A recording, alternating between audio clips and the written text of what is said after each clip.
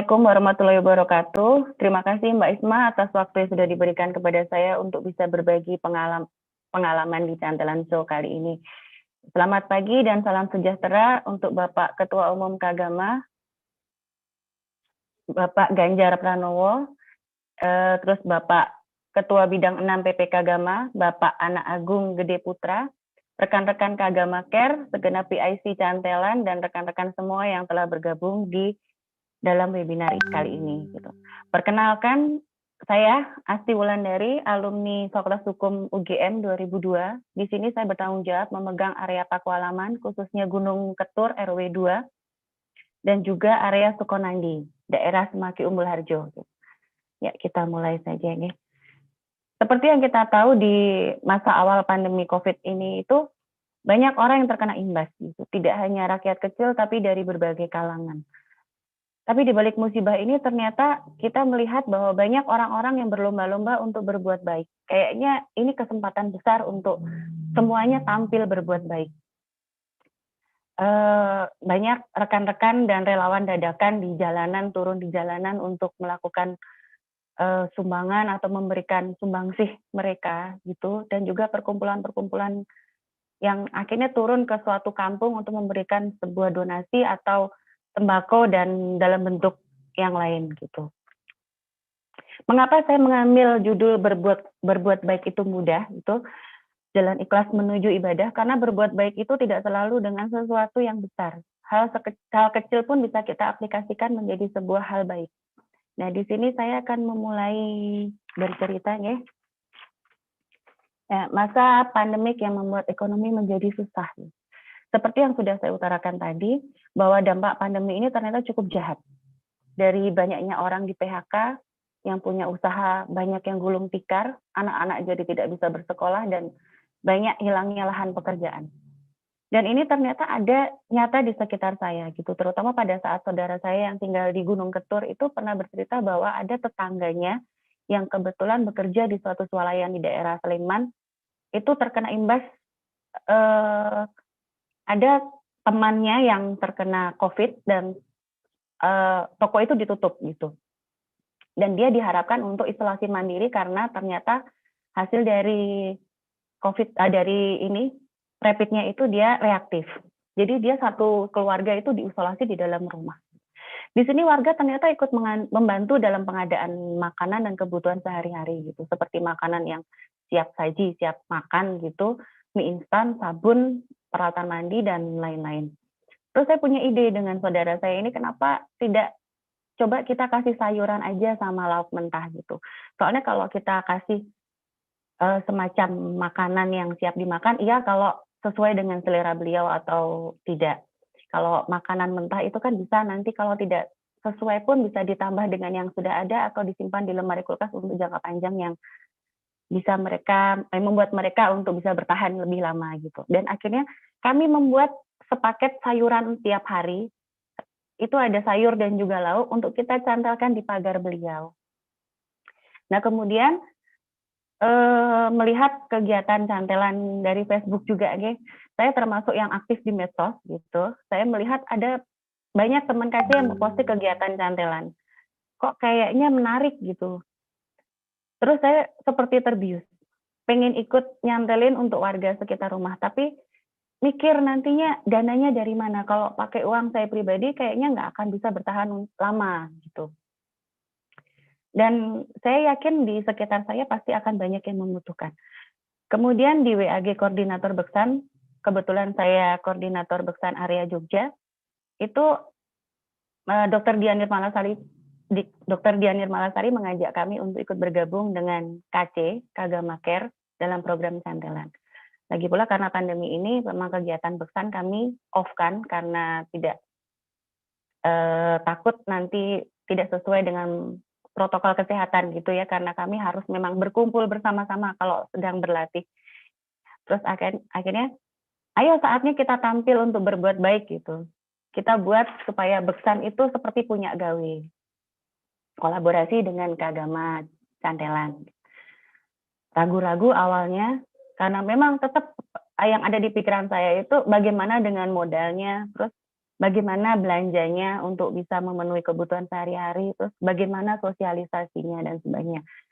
Tapi beliau tetap meyakinkan saya, pokoknya kita Beksan bersinergi dengan KC, nanti kita bantu. Nah, itu kata-kata yang langsung saya garis bawahi waktu itu. Nek, nanti orang diewangi, awas yo Kak, saya sampai, sampai seperti itu ya, saking takutnya saya untuk memulai kegiatan. Kemudian saya menghubungi Mas Tomo untuk, Mas ingin ikut bergabung gitu. Dan kalau bisa, saya minta modal. Karena dari beberapa teman di KC memang mengatakan bahwa ada dana stimulus dari Kagama Care itu sebesar 500.000. Alhamdulillah waktu itu mendapat respon baik dari Mas Komo dan saya ditransfer dana stimulus dari KC. Seneng, sedih, dan bingung juga gitu. Senengnya karena entuk modal awal. Sedihnya karena nek semene yang ngecake kepiye gitu dalam bahasa Jawa ya. Yang saya sehari-hari saja sekali belanja itu minimal 50.000 untuk makan satu hari untuk satu keluarga. Nah, sekarang kalau 500.000 ngecake kepiye dan harus berapa harga paket yang harus saya berikan nantinya kepada mereka. Terus bingung dalam artian, terus kalau dananya habis, saya harus gimana gitu. Secara saya melihat teman-teman itu bisa sampai ada yang lebih dari 1 bulan, ada yang 3 bulan, ada yang 4 bulan dan lain-lain. Nah, kalau dana sekian sampai mana gitu. Kemudian saya curhat lagi ke Dokter Dian gitu. Terus ini katanya Beksan mau membantu. Kira-kira Beksan membantu berapa supaya saya bisa jalan lebih lama dari yang saya targetkan. Akhirnya mendapat tambahan dari Kagama Beksan dan alhamdulillah waktu itu saya juga mendapatkan dana stimulus dari Kagama Depok. Ikut membagi modal awal untuk cantelan saya. Dana waktu itu terkumpul kurang lebih 1 juta. Lumayan untuk modal awal nih. Nah, terus alasan pemilihan tempat ini lebih tepatnya ya. Kenapa memilih Gunung Ketur dan Pakuala dan Sukonandi? Itu karena di Gunung Ketur sendiri itu termasuk kampung masa kecil ibu saya dan ibu saya tinggal di sana, lahir di sana sampai beliau menikah. Dan selama ini kalau saya melihat di Gunung Ketur Pakualaman ini termasuk kampung aktif. Jadi saya berpikir andai saya membuat kegiatan di sana sudah pasti akan jalan karena warganya itu sangat aktif sekali untuk kegiatan-kegiatan sosial seperti ini. Dan kebetulan RT-nya itu om saya sendiri. Jadi saya mikirnya bahwa ini jalan saya gitu. Untuk minta izin pun nanti pastinya akan lebih mudah. Terus di Gunung Ketur ini termasuk banyak target juga karena sebagian dari warga kampung di sini tuh kerjanya sebagai penjual makanan kecil kayak angkringan dan lain-lain dan tukang bangunan. Nah, di masa yang seperti ini itu mereka biasanya yang di bisnis catering yang biasanya mendapatkan pesanan untuk acara kumpul-kumpul. Jadi akhirnya mereka off. Dan juga bapak-bapaknya itu banyak yang menjadi pekerja serabutan. Jadi tukang bangunan panggilan. Kalau misalnya ada yang membangun, mereka diperbantukan. Tapi karena kondisi seperti ini pun akhirnya banyak dari mereka yang menganggur. Jadinya untuk masalah ekonomi saya pikir saya akan mendapat target yang tepat gitu. Kemudian untuk Sukonandi sendiri. Sukonandi ini adalah tempat tinggal saya sekarang gitu, di pinggir jalan besar. Sempat ragu juga saat mencari target karena kalau jalan besar ini saya harus menargetkan ke siapa. Secara tetangga saya termasuk orang yang dari kalangan menengah ke atas.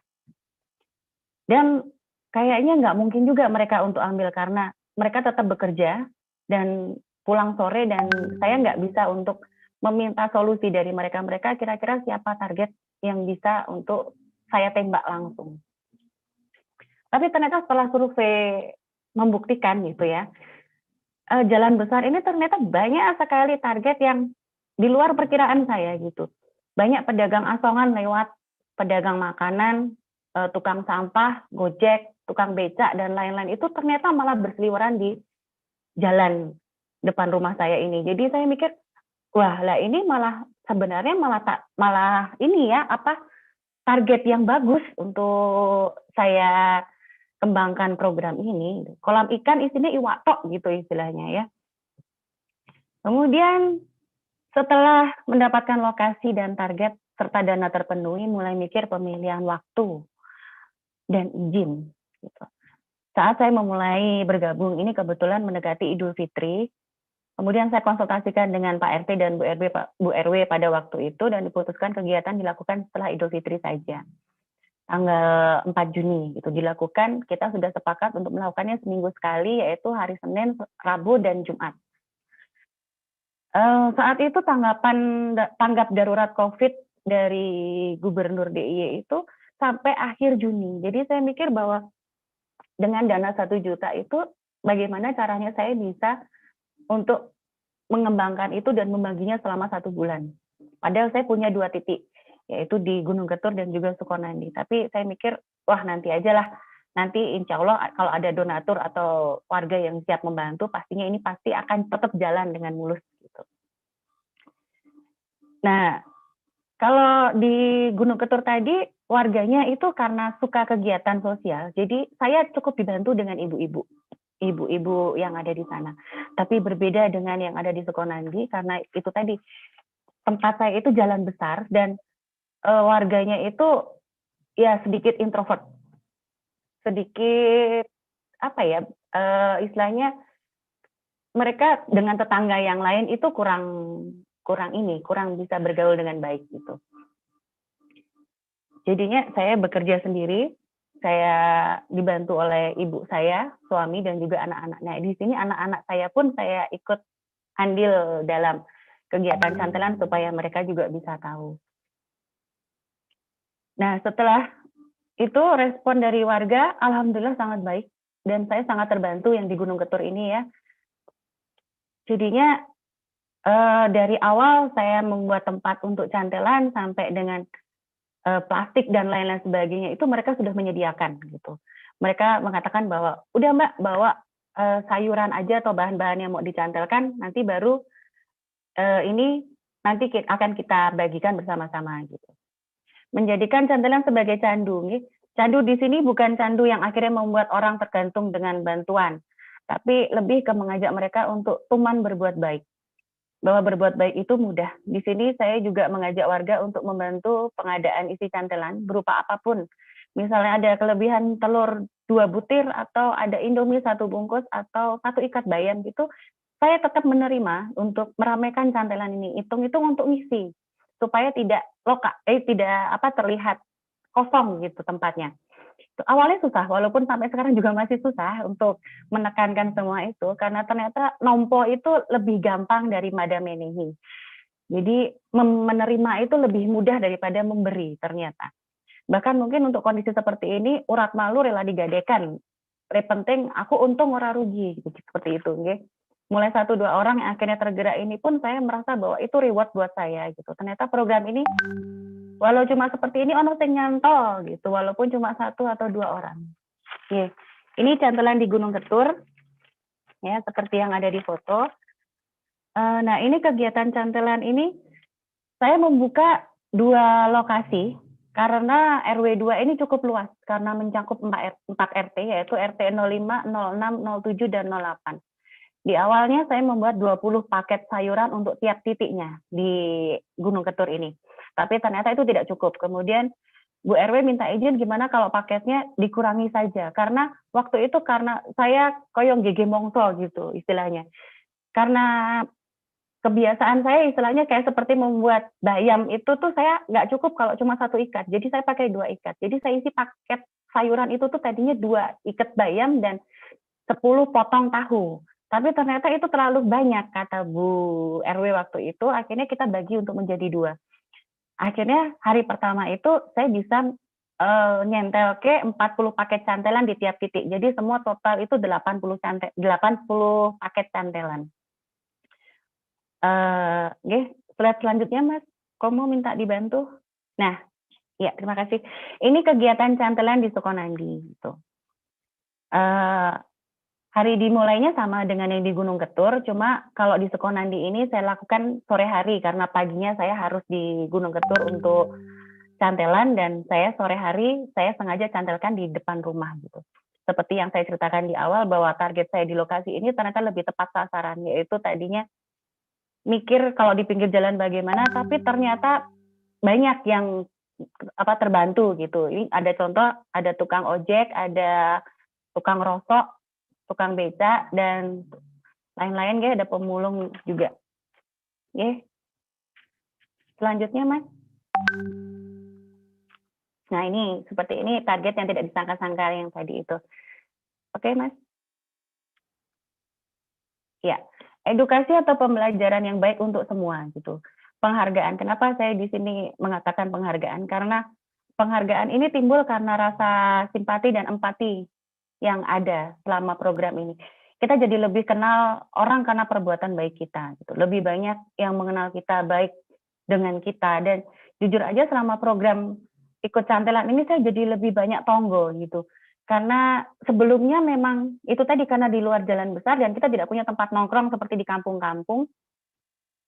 Kami tidak pernah kumpul dari tetangga satu dan tetangga satunya gitu. Kita hanya terhubung lewat WAG grup aja antar RT. Jadi ya dengan cantelan ini tuh saya merasa bahwa oh ternyata ono tonggo sing jenengi iki, oh ada tetangga yang seperti ini itu, dan ternyata tuh banyak sekali gitu. Di lain itu juga saya menemukan banyak teman. Jadi dengan program cantelan itu saya menjadi punya banyak teman. Jadi itu merupakan penghargaan yang luar biasa dari program ini.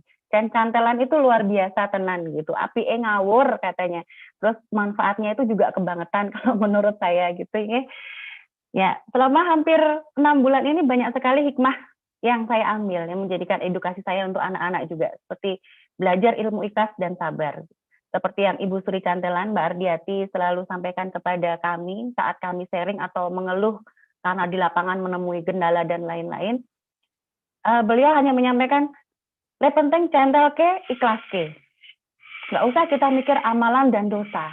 Itu urusannya sama Allah gitu. Enek sing gabror atau ngambil lebih dari satu atau ada yang tidak menghargai usaha kita dan lain sebagainya, sudah ikhlaskan gitu. Yang penting nawaitunya kita sudah baik. Terus belajar sabar karena memang emosi kita diuji dalam cantelan ini. Nggak cuma mendapatkan respon baik saja, tapi respon buruk dan caci maki pun tetap ada gitu. Yang saya alami, terutama yang di jalan besar ini, yang agak rawan menurut saya gitu ya. Terus sedekah itu tidak perlu menunggu kita kaya, tidak perlu menunggu kita lebih dari orang lain, tidak hanya kita, yang penting kita punya ini mereka tidak, baru kita bersedekah, enggak. Yang penting niat gitu. Punyanya kita apa, andaikan itu bisa diberikan kepada orang lain dan itu bisa membantu orang lain, maka bantulah gitu. Misalkan tidak punya secara finansial pun, tenaga pun akan menjadi sebuah sedekah yang luar biasa. Kemudian ora loka malah kebak. Yakinlah bahwa sedekah ini tidak akan membuat kita menjadi miskin gitu. Kita malah lebih akan diperkaya sama Allah dalam berbagai macam hal gitu. Jadi pokoknya cantelan ini termasuk ladang berkah, jalan ikhlas menuju ibadah, serta menjadi amalan panjang karena membantu banyak orang ya. Tentunya akan ada banyak doa yang akan disampaikan ke kita juga. Kemudian donasi. Donasi ini tadi sudah dibahas di depan ya, saya mendapat stimulus dari Kagama Care dan juga dana dari Kagama Beksan, juga Kagama Depok. Nah, kemudian saya mencoba untuk mencari dana di luar gitu. Tadinya mikir gimana caranya mengajak mereka untuk memberikan dana kepada saya supaya saya bisa menjalankan cantelan ini dengan baik. Gitu. Tapi ternyata, oh iya saya punya tanggung jawab untuk memberikan lembar pertanggungjawaban saya ke Kagama Depok, karena Kagama Depok juga sudah memberikan stimulus kepada saya gitu. Akhirnya saya nge-share di Facebook untuk sekedar LPJ, tapi ternyata responnya luar biasa. Sebagian besar dari keluarga UGM tentunya itu mereka menghubungi saya supaya saya bisa menjadi jembatan untuk mereka berbuat baik. Karena ternyata dari banyak orang yang menghubungi saya itu mereka memang tercukupi bahkan berlebih secara finansial, cuma mereka tidak punya waktu dan juga tidak punya tempat yang tepat untuk disalurkan sedekahnya. Jadinya mungkin dengan ini mereka mempunyai jalan baik. Dan amanahnya alhamdulillah sampai sekarang insya Allah masih tetap barokah dan insya Allah saya masih bisa menjalankan amanah dengan baik. Kemudian donasi sayuran dari banyak pihak. Ini awal-awal itu saya mendapat donasi sayuran dari Genduli. Berawal dari saya ternyata kalau beli belanjaan itu mahal, termasuk yang mahal gitu. Nah, karena ada program Genduli, saya telepon Mas Iqbal, kalau misalnya saya belanja di Genduli sama-sama program Kagama juga, mungkin kemungkinan besar saya akan mendapat diskon dan akan mendapatkan harga murah, rencananya seperti itu. Tapi ternyata beliau menghubungi saya, "Dek, nggak usah belanja, ini ada sayuran, paket sayuran 14 paket, kamu mau atau tidak?" Gitu, dari salah satu keluarga Kagama Yoga juga. Akhirnya saya mau gitu, saya ngongso kalau urusan kayak gininya, saya langsung datangi di tempat itu di Genduli dan saya mendapatkan 14 paket sayuran yang lumayan banyak dan itu bisa bertahan sekitar hampir 1 minggu untuk di 2 tempat gitu. Nah di Gunung Ketur sendiri ini setelah izin dan semuanya beres, saya mengajak ibu-ibu untuk bergabung. Sebentar. Oh ya, dan ternyata dari situ pun tetangga-tetangga juga memberikan satu dua orang memberikan sayuran gitu. "Mbak, nitip tempe," atau "Mbak, nitip ini beras, Mbak saya punya mie," dan lain-lain. Akhirnya ikut terkumpul bisa menjadi amunisi saya untuk terus melanjutkan cantelan gitu. Ada juga teman dari Kagama yang sampai detik ini rutin membagi sayuran karena beliau itu bergabung dengan perkumpulan yang bergerak dalam membantu petani pinggir pantai. Jadi petani pinggir pantai ini benar-benar sangat terkena dampak karena sayuran itu ternyata dibeli tengkulak itu dengan harga yang sangat murah, padahal di pasar itu harganya relatif hampir sama dengan sebelum pandemi ini. Jadi mereka hanya mendapatkan uang sedikit, padahal dengan jerih payah mereka dan berbulan-bulan menanam itu sepertinya tidak ada hasilnya. Jadi beliau ini mengumpulkan teman-temannya untuk membantu membeli sayuran dari para petani dengan harga yang wajar dan membagikannya kepada kami. Dan ini kemarin ada beberapa teman cantelan yang juga sudah terbagi dari donasi beliau gitu. Kemudian ada donasi wadah pangan. Wadah pangan ini foundernya adalah Mbak Yeni Wahid. Beliau mempunyai lahan yang dijadikan perkebunan dan taman sayur hidroponik di daerah Sleman. Itu sudah cukup luas dan kemarin sempat saya mendapatkan dana dari beliau juga gitu. Kemudian adanya kaos rapati langsing tapi Kagama. Nah ini yang menarik di sini ya. Tidak bisa selamanya saya hanya menggantungkan cantelan ini kepada para donatur. Jadi saya harus putar otak gimana caranya saya juga harus mendapatkan dana di luar itu. Berawal dari gojekan di WAG PIC Cantelan waktu itu, ternyata ada yang nyeletuk kalau PIC Cantelan itu ternyata lemu-lemu ya, gitu. Nggak perempuan, nggak laki-laki, ini semua tambun semua gitu. Terus akhirnya kita ejek-ejekan begitu dan timbullah ide untuk gimana kalau buat kaos rapati langsing tapi Kagama gitu. Jadi jangan bilang walaupun lemu tapi Kagama, tapi ini rapati langsing tapi Kagama. Jadi kami itu OTW guru istilahnya gitu. Alhamdulillah responnya sangat baik dan ini sudah cetak bab 3, semoga segera selesai dan bisa saya segera kirimkan kepada yang sudah pesan gitu ya. Kemudian virus baik. Cantelan sebagai virus dalam artian agar orang lain tertular untuk berbuat baik. Andai nanti program saya berhenti, paling tidak bisa memberikan motivasi orang-orang untuk di sekitar saya untuk meneruskan program ini walau sekecil apapun gitu.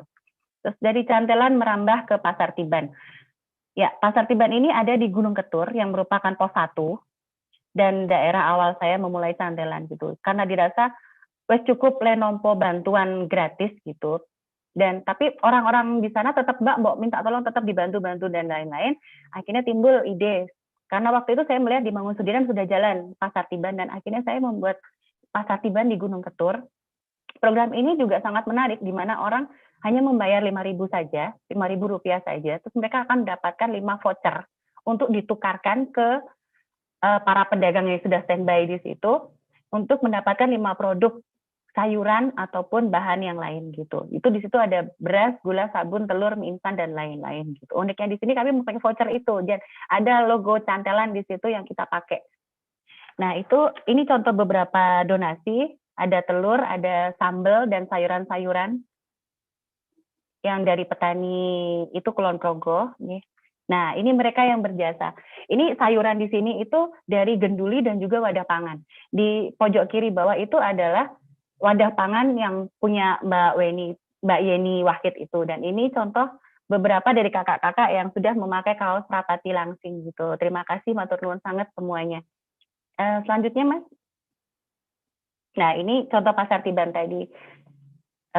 Lumayan antusiasnya warga itu, jadi kita kayak pasaran lagi gitu ya, pakai duit kertas istilahnya seperti itu. Jadi kita semua jual dengan harga yang sama, itu semua harganya all item itu Rp1.000 gitu, dan kita tukarkan pakai voucher itu.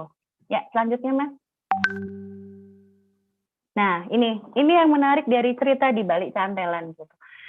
Dari sisi itu saya mendapatkan cerita yang luar biasa kena di hati saya, dan untungnya saya bisa memberikan pelajaran ke anak-anak juga bahwa semua itu kita harus kita syukuri gitu, karena tidak selamanya kita akan bisa untuk memenuhi semua yang kita inginkan. Contohnya dia adik tempe ini sempat datang ke saya dan dia nanya gitu, Bude boleh ambil itu tas kresek tidak, katanya gitu. Terus boleh ambil aja gitu. Dan ternyata setelah dia tahu bahwa isinya itu adalah tempe, dia lari ke bapaknya sambil lompat-lompat gitu. Pak, aku goreng tempe hari ini, katanya gitu. Saya langsung madep loh. Cuma tempe kok sampai lompat-lompat gitu. Tadinya saya tidak legewo ya, saya tidak terlalu mikirkan sampai situ. Dan akhirnya hari berikutnya itu dia datang lagi, dia nanya, Bude ada tempe, katanya gitu. Terus saya bilang, hari ini lauknya tahu bukan tempe gitu. Dan dia menangis. Waduh, loh kok malah nangis, kenapa? Ini tahu enak, katanya. Saya bilang gitu. Terus ibunya bilang bahwa anak ini kalau makan harus dengan tempe goreng anget. Jadi tidak bisa kalau tidak pakai tempe, katanya gitu. Dia tidak mau makan. Padahal dengan kondisinya ibunya itu buruh cuci, dia megang 3 rumah waktu itu, tapi akhirnya dia diberhentikan dari 2 rumah, dan 1 rumah terpaksa harus off juga karena ternyata juragannya itu terkena COVID. Jadi akhirnya dia berhenti total dari 3 rumah itu, dan bapaknya pun pegawai ini bangunan serabutan juga. Dan benar-benar mereka tidak ada uang untuk sehari-hari untuk bisa royal makan dan lain-lain gitu. Dan akhirnya saya bilang ke adik ini, besok dikasih tempe, tapi syaratnya satu, jangan manggil Bude, tapi manggil Mbak aja gitu. Dan akhirnya dia senyum gitu, dia nunggu. Akhirnya pas hari itu, saya share cantelan di depan, dan dia datang sambil lari. Dia langsung teriak sama saya, manggil, Mbak, saya minta tempe gitu. Langsung saya kasih 2 papan tempe itu, dia senengnya luar biasa gitu. Padahal di rumah sendiri anak saya dikasih ayam aja kadang suka mengeluh, kok ayamnya begini, kok ayamnya begitu. Makan tempe aja nggak pernah gitu. Dari situ saya mulai terasa bahwa berkah itu memang luar biasa ternyata. Hanya dengan sekedar tempe itu bisa membuat seorang anak kecil bahagia. Kemudian Bapak Teri ini tukang becak, dan dia berkali-kali lewat dan saya tawarkan untuk, Pak monggo diambil, tapi karena dia itu tidak tidur di rumah, tapi dia tidur di jalan, di dalam becaknya itu. Jadi dia bilang bahwa, saya nggak ada yang masakin Mbak, udah nggak usah buat yang lain aja gitu. Beberapa waktu akhirnya dia datang lagi, dia bawa sekeranjang. Saya nggak tahu isinya apa tadinya. Terus dia datang ke saya, terus bilang, Mbak, nih aku melu nyentel ke iso gitu. Loh, Bapak mau nyentelin apa gitu? Secara saya mikirnya tukang becak gitu. Hatinya seluas apa kok dia sampai bisa mempunyai ide untuk itu gitu. Terus dia ngeliatin isinya. Isinya gereh gitu, teri gitu. Kalau saya bilang ini gereh petek gitu ya. Isinya teri Mbak, ini ono 10 katanya. Dia, ini ada 10 bungkus teri yang bisa dicantelkan untuk sekedar jadi lauk. Tapi dia meminta tolong satu saja, tolong digorengkan, terus dikasih tolong saya dikasih nasi dan juga sambal untuk. Saya kaget di sini, mau nangis kok saya malu gitu, tapi kalau nggak nangis tapi kok hati saya tuh kayak perih gitu rasanya. Terus saya bilang sama bapaknya, lah kalau mau makan teri aja bilang aja Pak gitu, nggak usah gini donasi juga nggak apa-apa gitu. Tapi dia bilang, udah Mbak, lillahi ta'ala, bismillah, lep penting iso mangan teri gitu. Itu udah seneng banget. Akhirnya pagi harinya saya gorengkan teri dan saya kasih beberapa lauk dan sayuran, saya bungkuskan, saya kasih ke bapaknya. Terus saya perlihatkan bahwa cantelan ini ada isi terinya, ada isi gereh petek dari beliau, dan bismillah semoga menjadi barokah buat beliau gitu. Padahal ternyata hari itu dia untuk membeli es teh saja tidak bisa, duitnya habis, 30.000 habis untuk membeli teri. Saya juga sempat kaget, waduh terus gimana caranya supaya saya mengganti ini, tapi dia tidak mau diganti. Akhirnya ada bule lewat gitu, bule lewat dan dia meminta untuk diantarkan satu tempat sama bapak ini. Sore setelah diantarkan sama bapak itu, sore itu beliau datang ke saya, terus ngetok pintu, dan dia cerita, Mbak, wingi gerehku enteknya 30 gitu. Habisnya 30.000 untuk beli gereh. Mungkin satu pack itu harganya 3.000, dia beli 10 pack jadi 30.000. Saiki aku untuk 500 gitu. Jadi dia dikasih 500.000 dari bulenya itu karena dia sudah mengantarkan bule itu ke tujuannya gitu deh. Itu yang membuat saya menjadi bahwa orang lokal malah kebak itu tadi. Jadi tidak akan membuat kamu menjadi miskin gitu. Terus kembali ke Pak Sapu. Pak Sapu ini juga tiap hari datang karena rumah saya tidak jauh, ya kira-kira 200 meter dari bak sampah. Jadi mereka tiap hari berseliweran datang gitu. Tadinya mereka gengsi untuk ambil. Saya pernah tawarin, Pak ambil ini sayuran gratis gitu. Mereka malu. Terus akhirnya saya paksa, saya berhentikan, saya stop mereka di jalan. Terus saya bilang, ini kalau nggak diambil, waktu saya akan terbuang banyak karena saya ada pekerjaan yang harus saya lakukan. Jadi ini tinggal beberapa paket dan ini pas dengan paketan Bapak dan ini harus Bapak bawa, saya sampai bilang gitu. Bapaknya tuh sampai, Mbak, kok nyai kok maksa katanya gitu. Tapi karena benar-benar saya sudah tidak sanggup untuk menunggu lagi karena itu centelan saya tunggu sampai selesai gitu memang. Jadi karena saya terburu waktu dan ini harus selesai. Terus berkali-kali saya tawarin beliau ini mereka tidak pernah mau. Akhirnya saya paksa terus, yowes Mbak sini ya. Akhirnya mereka senang banget dan itu akhirnya beberapa kali cantelan mereka datang tidak sungkan untuk mengambil gitu. Ya alhamdulillahnya di situ. Nah terus kembali ini yang saya angkat dari awal kemarin itu adalah Paman Terong. Kenapa saya bilang Paman Terong? Karena beberapa donasi itu memberikan saya donasi sayur berupa terong, banyakkan terong gitu. Jadi saya lebih sering nyantel ke terong daripada cantelan yang lain. Setiap kali bapak ini datang, ini bapaknya namanya Pak Indra gitu ya. Setiap kali Pak Indra ini datang, dia nanya, Mbak, lawe apa sayurnya opo gitu. Terus saya bilang terong. Tiba-tiba tuh bapak ini nyeletuk, wah kok terong? Terong gini dimasak ini, yuk lemes saya gitu. Lah pikiran saya nggak tahu kenapa. Itu pikiran saya itu langsung menjurus ke hal yang tidak baik waktu itu karena memang bapak ini lucu gitu. Jadi saya malah gini, Pak nggak bakal punya jenengan lemes gitu istilahnya. Non sewu sebelumnya ya. Tapi memang saya menekankan ke beliau begitu, karena kandungan terong ini luar biasa. Ada protein, karbohidrat, asam folat, zat besi, dan vitamin-vitamin yang lainnya itu banyak. Malah bagus untuk laki-laki itu. Bisa untuk menangkal radikal bebas, untuk diabetes, untuk menekan penyakit jantung dan lain-lain gitu. Jadi Bapak nggak usah khawatir Bapak akan lemes setelah makan terong gitu. Dia tiba-tiba cekakaan dan dia ngomong sama saya bahwa saya lemes tutup kui Mbak, tapi terong ini dimasak lemes gitu. Di situ spontan saya jadi malu dan beberapa dari yang ada di centelan itu jadi menilai saya jadi Mbak gitu istilahnya. Ya pokoknya malu sendiri gitu. Nah, itu salah satu dari cerita yang ada di balik cantelan suka dukanya ini gitu. Nah, ini tim dari Gunung Ketur yang tidak pernah kenal lelah saat saya meminta bantuan. Ini yang duduk di bawah itu, yang pakai kerudung coklat itu adalah Ibu RW. Setiap kali kami mengadakan kegiatan itu beliau selalu ada dan beliau selalu membawa sesuatu untuk ikut gabung dicentelkan gitu. Jadi ini benar-benar support yang luar biasa yang membuat saya tidak pernah merasa bahwa saya ingin berhenti. Insya Allah saya bisa jalan terus, insya Allah saya bisa tetap meneruskan program ini karena masih banyak yang membutuhkan. Ya, nah sekiranya cukup itu yang bisa saya sampaikan.